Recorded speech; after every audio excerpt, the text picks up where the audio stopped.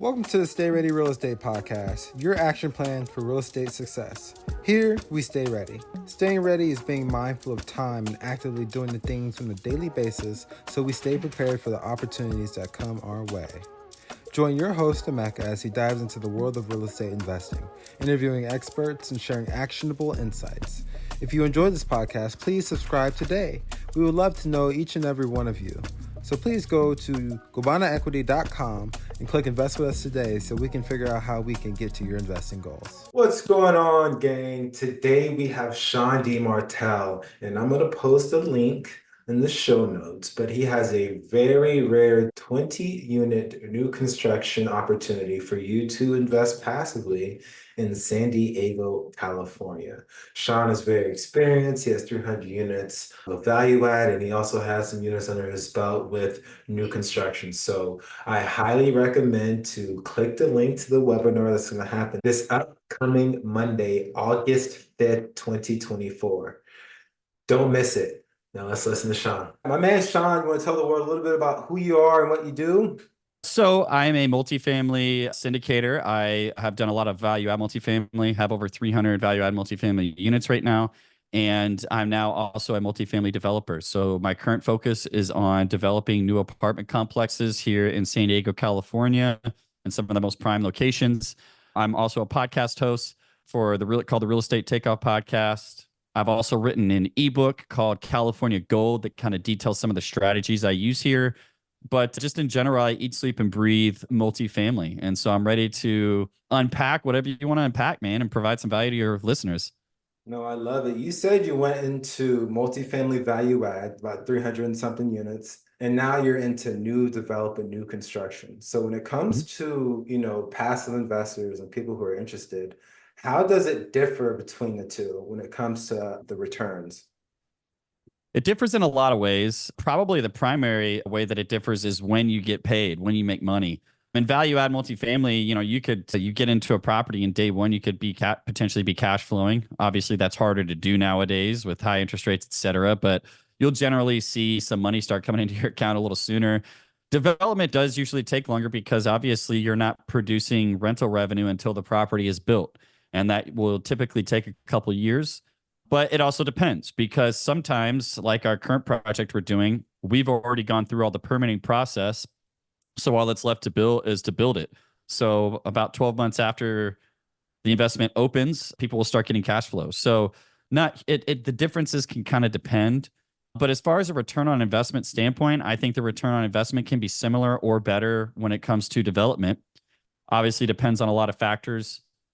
Each asset class has different risk factors, but I have gone from investing in value add multifamily that was built in the 1960s and 70s to now building it on my own. And I can tell you that new developments have a lot of advantages when it comes to lower repair and maintenance costs. I think if you're looking at the investment on the long-term horizon, I think development makes more sense. But I also think can make more sense or less sense depending on where you're building. Like some areas might have too much supply, and right now might not be the best time to do development there. And the inverse is true in places like San Diego, where there's hardly any supply. And there's also less risk, in my opinion, here in San Diego in new development. And we can unpack a lot on all those various points that I just made. But in general, I think the returns are similar or can be better. One of the things you were talking about mainly is the risk. So what are the main risks with the new development? Because right now, if there's a building that's built in 2000, it might sound new. Any building built in 2000 is 24 years old now, right? Need new roofs, maintenance is going to start happening.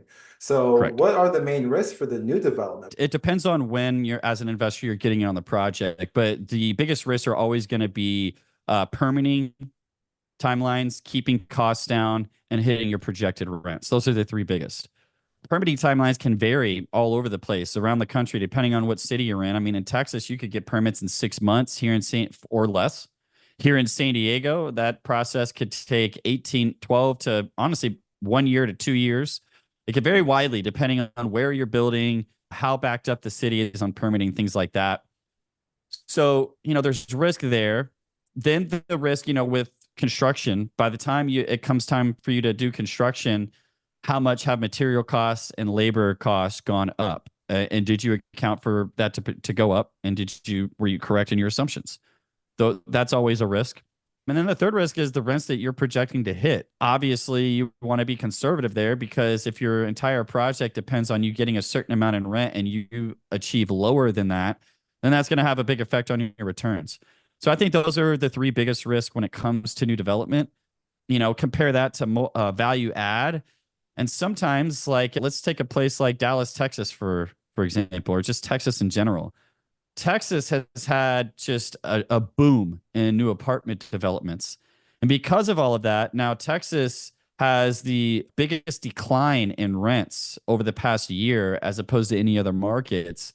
And that's largely because they have all this new supply going online. And so a lot of the value add investors that were projecting cap rates to be at a certain level on their exit and for rents to continue increasing year over year, or some of them are struggling in Texas now because of all the new supply. Now they're competing with all these new buildings, and they have old buildings, and cap rates have decompressed a lot within those markets. So it can vary, man. The risk sometimes, if you would ask people 4 years ago if there's a whole lot of risk and value add in Dallas, they'd probably say not much. And the tides have turned a little bit. So it just depends. I gotcha. I gotcha. And a lot of people like the value add play because the appreciation play. You can Mhm. force appreciation. Do you see much appreciation with new development as well? So I would say that it's also a forced appreciation. If you buy an existing multifamily and you're going to implement a value add plan, make the kitchens nicer, maybe add some amenities or whatever, you're forcing appreciation. Here, we're buying an old dilapidated building that we're going to tear down. We bought it for 1.5 million. We're tearing that building down and building a new apartment complex that's going to be worth north of $13 million. So in many ways, you're also forcing appreciation. I bought a plot of land that's worth a certain amount of money, and I'm going to turn it into something else that maximizes the value of that land. So I would argue you're still forcing appreciation. And as far as that appreciation is concerned, I would argue that in this market in San Diego, California, it's easier for me to force appreciation with new development. In this case, it's called infill development. So for your listeners, there's a difference in like a traditional development plan where you're buying vacant land and entitling it, permitting it, and building a new apartment complex. And then you can potentially have let's say an existing house that sits on a big lot, or an existing business or government building or something like that that's on the land that we buy, tear down, and repurpose and build an apartment complex. And that's called infill development. Now, here in San Diego, if you were going to do a value add multifamily business plan, it's a lot different than doing it in Florida, because here, if a tenant is on, their 1 year lease has ended and they're now on month-to-month rent, and you want to implement your value add plan and say, hey, you have to move out because I want to renovate this and then rent it out to somebody for more rent. It's not as easy as just saying, I'm not going to renew your lease. If they're paying rent on time and the renovations that you are going to implement don't take 30 days or more for you to complete, if these are renovations that are just, what do you call it? Visual renovations without changing major components that require permits, these are called just cause evictions. So it basically has to be substantial renovations that make it to where it's unsafe for the person to continue living there. That's the only way you can force them out. So if they're paying rent on time, yeah. So how do you underwrite for that, Emeka? If you're doing your underwriting in Florida, you could say we are projecting to renovate on average 1 unit a month or 2 units a month. You can't really make that prediction here with hyper accuracy, because if the person pays on time and wants to stay, the only other way around it is you go and pull permits to do a full gut job, and then you could force them out. So, there's a lot of nuances there. It can still make sense for sure, but in my opinion, it's a lot harder to implement those value add plans. Converse that with new development, and I'm able to tear down a building, build something brand new. I'm not inheriting bad tenants that are going to be hard for me to kick out. Here in California, if I build a new apartment like I'm doing, rent control doesn't apply to us for the first 15 years. So those laws don't affect us. And I'm putting in, I'm able to increase rents a lot easier year over year with these newer buildings that are in high demand than it is for me to this dilapidated building built in 1950. So I think those are the key differences. How does a limited partner know who to trust? What are the main things to look for when it comes to a general partners who are trying to do what you do and are asking for money? I think number one is experience. It's okay if you're a newer investor that is doing a project with a mentor or you're bringing in experience outside of yourself. In development, I think more than anything, like more so than even value add apartments, because development, in my opinion, is the major leagues of real estate. Real estate development is more complicated. There's a lot more that goes into it, and it needs entirely different skill sets. So, all that to say that if you are thinking of going in on a new development project, the experience of the team is the most important thing. So our team, for example, me and my business partner have a couple new development projects under our belt now, but we are partnering with a group that has been doing this for over 30 years, and they've built more apartments on the coast in San Diego than anybody else. So they are quite literally the most experienced people in the city of San Diego. So we're partnering with them to ensure that we have all the experience and they're vertically integrated. They are the ones that are not only building the property, but also managing the property along with us. So I think that first and foremost is experience. And the second thing that's a big help is skin in the game. So there are a lot of new investors that don't have very much experience and they can't really afford to invest in the deal themselves. I think that is just it doesn't mean it's a bad investment, but I would say that just carries a lot higher risk. In this project that we're doing as an example, we are raising $1,775,000. The general partners have over $1.8 million of their own money in the project. So the general partners quite literally have more money invested in the project than all the limited partners combined. So that's about as much skin in the game as you could possibly have. And since you're actually working on this project now, you want to tell us a little bit about the business plan? So the project, the general partners have carried the project since through the permitting phase, and so now it's just ready for the vertical phase. In other words, it's ready to build, and we're going to start building later this year. The business plan was the building that we purchased was an old, what do you call it? It was an old like VA office, essentially where veterans could go, and there was like a bar there and things like that. But it's run down, and it hasn't been used in years. So we essentially bought this building that's 800 feet from the ocean. It's 800 feet from Sunset Cliffs. Sunset Cliffs is a very high-end area. The median home price is $2.4 million. It's a very expensive zip code, and people want to live there, obviously. Very sought after. It's a beautiful coastline where there's like 100-foot cliffs, and it's a state park called Sunset Cliff State Park. So amazing area to go and watch sunset, obviously. And then it sits on the border of Sunset Cliffs and Ocean Beach. So you got all of these shops and restaurants and things like that. So the business plan centers around redeveloping this lot to a brand new 3-story apartment complex. And once it's built, leasing out these units at market rate, and then holding the property for a number of years before we sell the property and maximize our profits. A couple quick facts to put into perspective how sought after these units will be. There's only been 6 other new apartment complexes built in this submarket in the last 30 years. It's just super rare that there's land available or an opportunity to build new apartment complexes there. That's crazy. This is the largest apartment complex built there in the last 50 years. Crazy. So crazy. It's super rare that there is a lot big enough to build a new apartment complex. Most of the lots in this area are like small duplexes to fourplexes. There's, some apartment complexes that were built in the 50s and things like that, but there just hasn't been any vacant land to build. So it's a rare project. And then the last thing I'll mention on that's kind of the nexus of this investment thesis is, number one, we're going to have these beautiful new units. Number two, all of these units will have in-unit washer and dryer, in-unit air conditioning and heater, and be pet friendly. That's also rare. If you were to look on Zillow, if you're listening to this, and look at Ocean Beach, San Diego, look at the number of 1-bedroom rentals that are available. I think the last I checked, there were 92 available when I looked a couple days ago. If you then filter for one bedrooms that are available that have in-unit washer and dryer and air conditioning, there's 10 available. So it's going to be a highly sought after rental product with not much competition.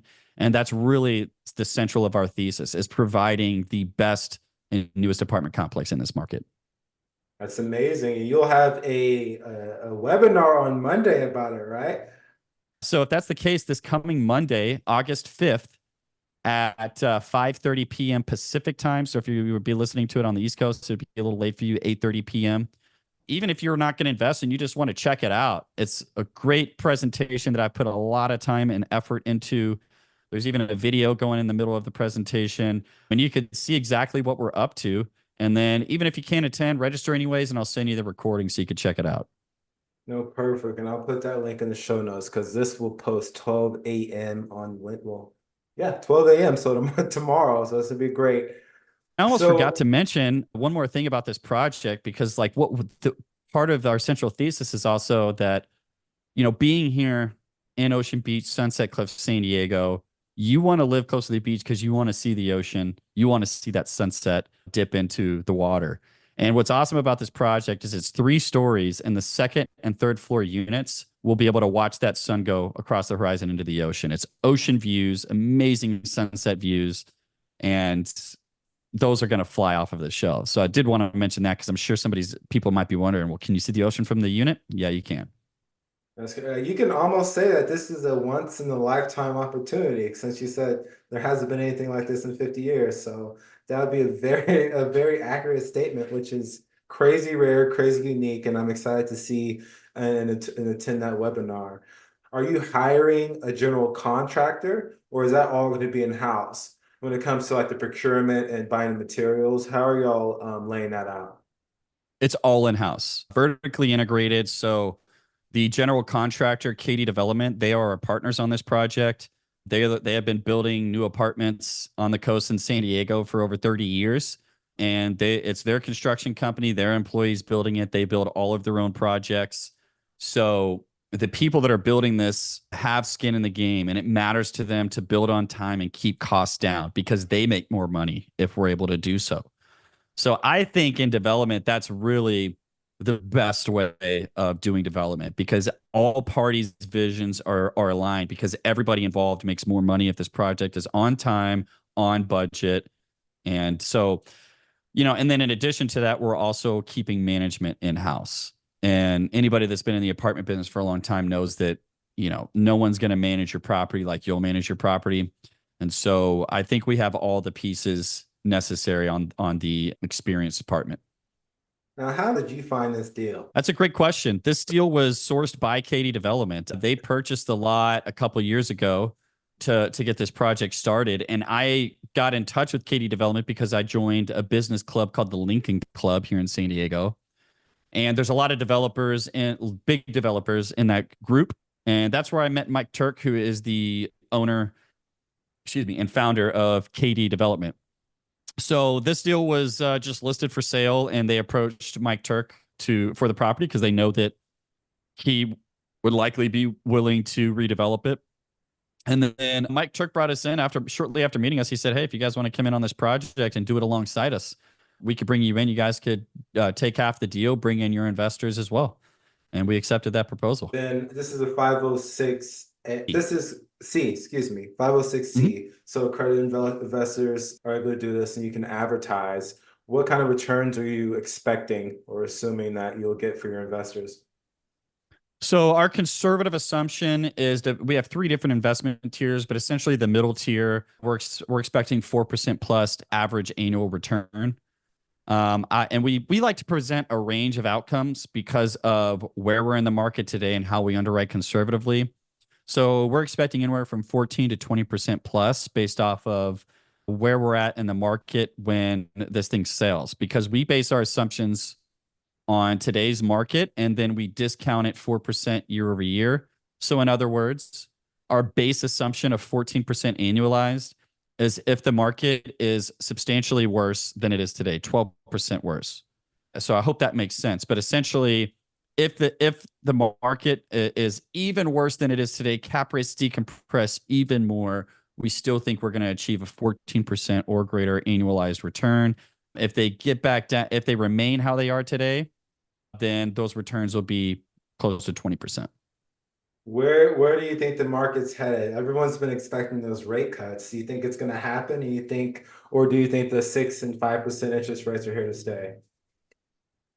I think that the rates are going to come down. I'm not an economist, but based on what I've studied and see with the data, and in particular the jobs reports, it makes the most sense to me that they are, like they've alluded to, going to begin cutting rates this year. I don't think that we're going to be back in an environment like we were 2 years ago, though, where interest rates are at rock bottom. I think though we're going to slowly work our way back towards the mean, which is somewhere in the 4% range. I do think it also, like, when it comes to the market and where we're going to be at a couple of years from now, I think that depends a lot on where you're investing. The reason why I say that is because cap rates compress to ridiculous levels in a lot of these secondary and tertiary markets over the past couple of years. I was seeing people buy properties like in the mid 4 cap range in like secondary markets that not a lot of people want to move to and live in. So I think those markets carry a lot more risk, and you could continue to see cap rates decompress to the 6 to 7% range over the next couple of years. What I have observed in primary markets like San Diego, California, these markets that are super expensive, there's less volatility. So in a market like San Diego, where I'm seeing properties, I'm pulling comps today of properties that have sold in the past 6 months I've seen on the higher end a 4.28% cap rate, and I've seen stuff trading in the mid to high 3% cap rate range in San Diego, despite the fact interest rates are as high as they are today. So that's a long wind of me saying, I think it depends on where you're investing. If you're investing in secondary or tertiary markets, I'm expecting those cap rates and values to continue kind of declining to more of the mean. And then I think that these primary markets won't change much. No, I love that. And these primary markets like San Diego, it's higher barriers to entry. And I've learned that any market that has those high barriers are typically safer in the long run.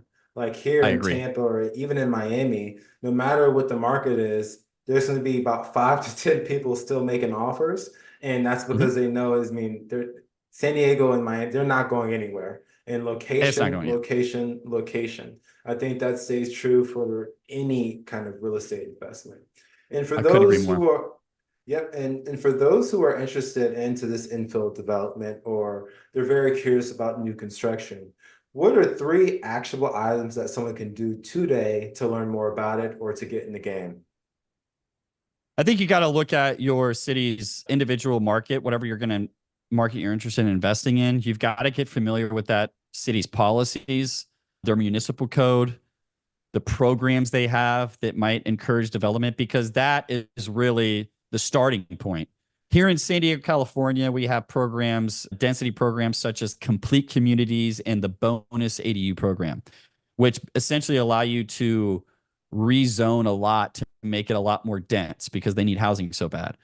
Those programs don't exist in other markets. Even LA and San Francisco do not have something called complete communities, and they don't have a bonus ADU program. They might have the base ADU program. So I think you need to really understand your city. What incentives do they have for developers? Start there. The second thing I think you need to do is you need to join business groups, development groups, places where you can rub elbows with other developers and be around them as much as humanly possible to see what they're doing and how they're doing it. I mean, at the end of the day, experienced people are always going to be the best people to listen to. And then I think the third thing that you need to be doing is constantly keeping your tabs on your market. Like, as an example, I have a CoStar membership. A lot of people out there might not be able to afford that because it's really expensive. But every single time, you can even do this with LoopNet, honestly. Every single time a property goes up for sale, I set up notifications to where I get an email about it. And every time a property is sold, I also get an email notification.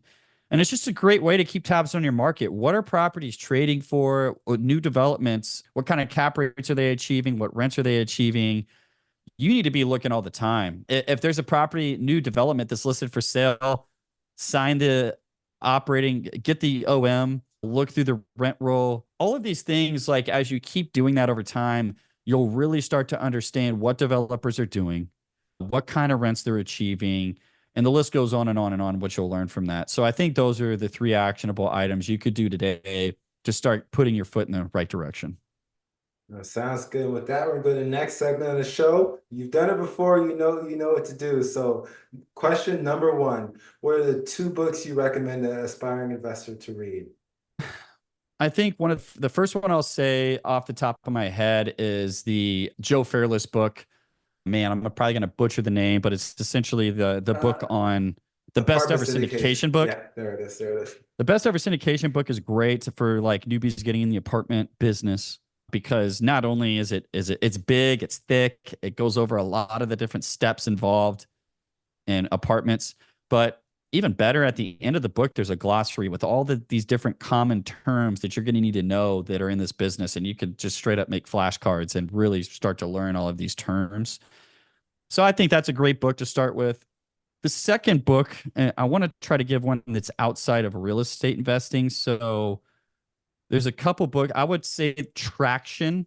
The book is called Traction. Man, what's that author's name? I think it might be Gene something. But the book Traction is a general business book, but I've found it to be critical in my business journey as an entrepreneur, even in the real estate business, because it really will teach you how to structure your business, track everything, and it will ultimately make you a better real estate investor. Perfect, perfect. What has been the most impactful speech or lesson that has helped you in your career? Man, there's a lot of things I could probably go down with this, but I would say the biggest lesson I learned was with my first project. It was a 32 unit out of state investment. I liquidated my 401k with some partners to buy it. And we ran out of money on that deal and made a lot of mistakes. Ultimately, it's been my best investment ever, though. I tripled my money in 2 years. So we ended up working out. But what I did learn is to do a ridiculous amount of due diligence. I don't know how much I'm assuming that I do probably more than most other people out there, including scoping every single sewer line. I want to know what I'm dealing with because I've been burned there.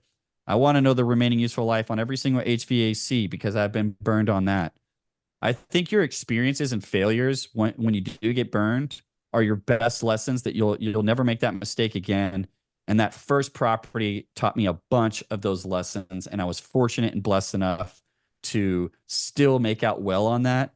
But it definitely taught me to do a thorough due diligence. I try to find out and verify everything I can. Great. And if you can have dinner with anyone dead or alive, who would it be and why? I'm going to pick somebody that's alive, and I would pick Neil Bawa, because I look up to Neil Bawa probably more than any other apartment operator out there, mostly because of how articulate he is and how much of a data geek he is. There's a quote in the Bible, the meek shall inherit the earth. And he always says during his speeches that he thinks the geek shall inherit the earth.